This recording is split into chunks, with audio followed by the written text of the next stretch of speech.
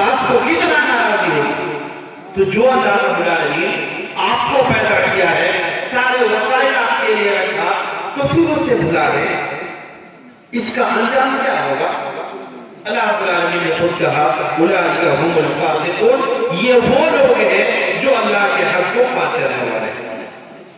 دوسری آیت میں اللہ رب العالمین نے کہا وَمَنْ يَعْشَ عَنْ ذِكْرِ الرَّحْمَنِ نُقَيِّضْ لَهُ شَيْطَانًا، جو اللہ رب العالمین کے ذکر اس کو یاد کرنے سے بھاگے گا، اللہ رب العالمین اس کے اوپر شیطان مسلط کر دے گا. ناؤ چلائے ہیں کشتی، کسی دریا کا آپ اگر کشتی کے ذریعے سے سفر کریں، خاصوں سے منیاری ہو گیا، جب کشتی لنگر انداز ہوتی ہے، کنارے پہنچتی ہے، روکنے کے لیے ایک ہیکڑی لگتی ہے. دیکھیں ہیں کشتی روکنے کے لیے ایک ہیکڑی لوہے کی بنائی ہوتی ہے، زمین میں گاڑ دیا جاتا تاکہ کشتی ادھر ادھر نہ جائے. نبی صلی اللہ علیہ وسلم کہتے ہیں کہ جو انسان ہے، آپ ہو، چھوٹے ہو، بڑے ہو، مرد ہو، عورتیں ہو، جو بھی انسان ہے، ہر انسان کے دل میں یہ شیطان کا ایک پنجہ اس کو ذکر سے روکنے کے لیے، ہر انسان کے دل جیسے ہی ایک انسان اللہ کو یاد کرتا ہے، یہ پکڑ کمزور ہو جاتا ہے اور یہ شیطان کا وسوسہ کم ہو جاتا ہے. اور ظاہر سی بات ہے جب ایک انسان کو شیطان سے نجات مل جائے تو یقیناً یہ اللہ رب العالمین کی خاص مہربانی ہے جو اللہ رب العالمین اپنی راہ کی طرف سے بلا رہا ہے. تو یہ اللہ رب العالمین نے کہا کہ اگر کوئی اللہ کو بھولے گا، اللہ اس پر شیطان مسلط کر دے گا. زندگی بڑی پرسکون ہوگی، یہ بس خواب ہے. اللہ نے کہا یہ دنیا میں بھی اللہ رب العالمین نے کہا کہ اس کی زندگی اجیرن ہو جائے گی.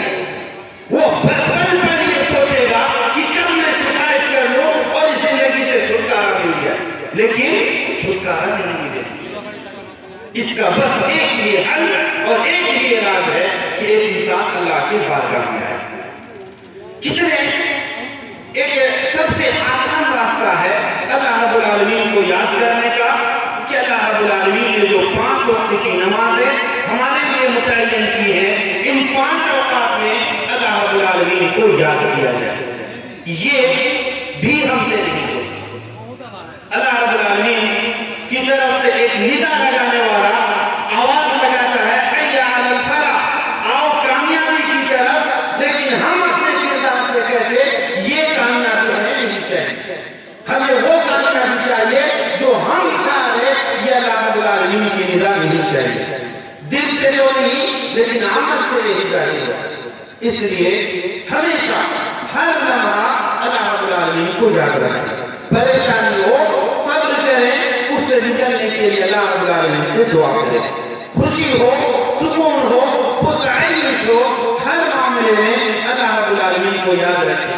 اچھائی ہے تو اللہ کا شکر، اس کا احترام، اس کا ادب بجانا ہے، اللہ رب العالمین کے احکام پر عمل کریں.